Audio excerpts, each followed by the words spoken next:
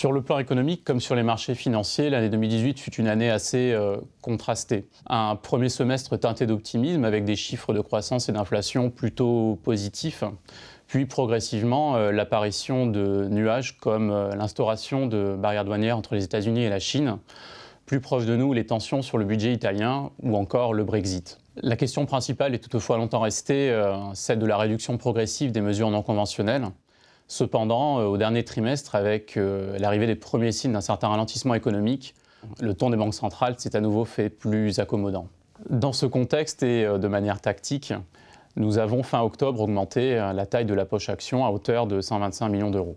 Sur l'immobilier, alors que notre portefeuille est historiquement focalisé sur les bureaux parisiens, nous avons fait l'acquisition des murs de 14 magasins Monoprix. Cette opération, d'une part, apporte de la diversification et d'autre part, sera également relutive.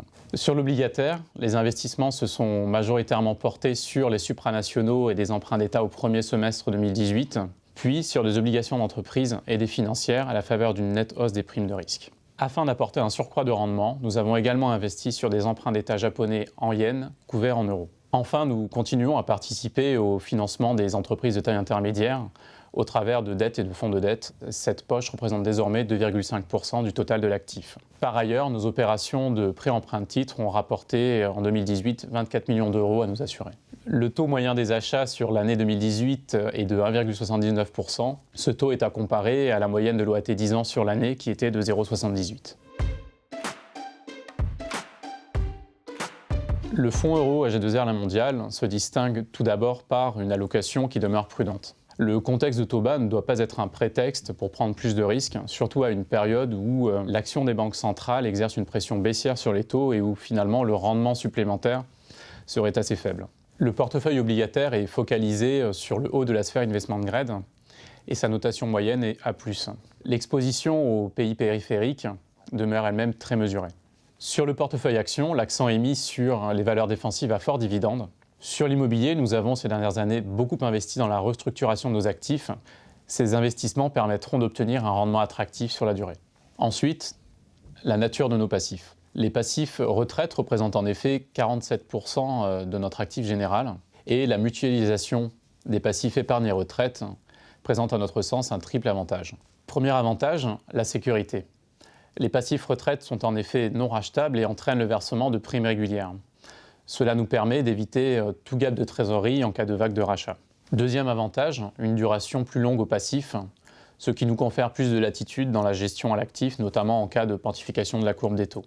Et enfin, troisième avantage, le versement de primes régulières nous permet d'investir au fil de l'eau et donc d'éviter tout risque de mauvais timing dans les investissements.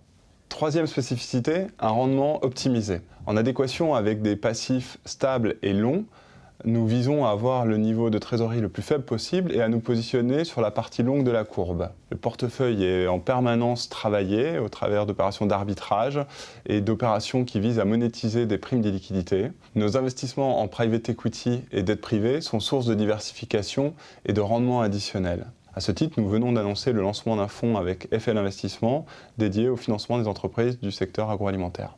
Quatrième spécificité, les richesses latentes de l'actif général. Le groupe se distingue par une gestion prudente de ses réserves et de ses plus-values latentes. Associé à une collecte maîtrisée et pilotée, il s'agit de préserver l'intérêt de nos assurés, notamment en cas de scénario de remontée brutale des taux d'intérêt. La provision pour participation aux excédents s'élève à plus de 2 milliards d'euros, la réserve de capitalisation à plus d'1 milliard d'euros, et les plus-values latentes sont de l'ordre de 5,7 milliards d'euros. Ça signifie que les richesses latentes sont de l'ordre de 15% des encours assurés. Enfin, une démarche d'investisseur responsable. La gestion de notre actif général s'inspire beaucoup de la gestion ISR de notre filiale AG2R La Mondiale Gestion d'Actifs, régulièrement primée pour cette gestion ISR.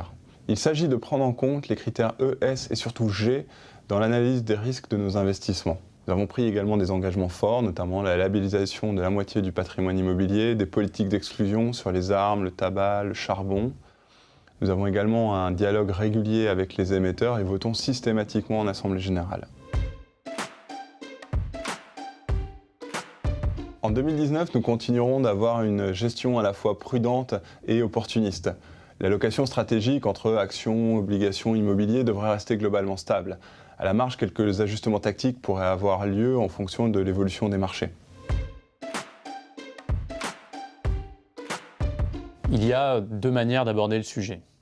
La première, la plus évidente, serait de se demander, en cas de remontée des taux, combien, en plus du rendement de notre actif, pourrions-nous servir. Notre fonds de PB fait aujourd'hui environ 4% des encours assurés.